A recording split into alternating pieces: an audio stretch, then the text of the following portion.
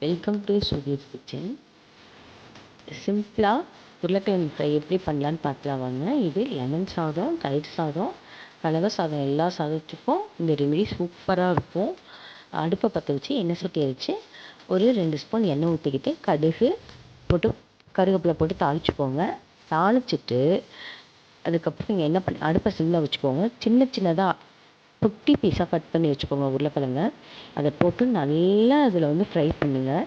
குறைச்சி வச்சுக்கோங்க. நல்லா ஃப்ரை பண்ணிவிட்டு இதில் மஞ்சத்தூள், மிளகாய்த்தூள், சோம்புத்தூள், உப்புத்தூள் இது மட்டும்தான் நான் சேர்த்துருக்கேன். வேறு எதுவும் நான் சேர்க்கலை. போட்டு தண்ணியும் ஊற்ற வேணாம். நல்லா சிம்லேயே வச்சு ஃப்ரை பண்ணுங்கள். ஒரு 15 நிமிஷம் வந்து நான் இதை சிம்லேயே தான் வச்சுருந்தேன்.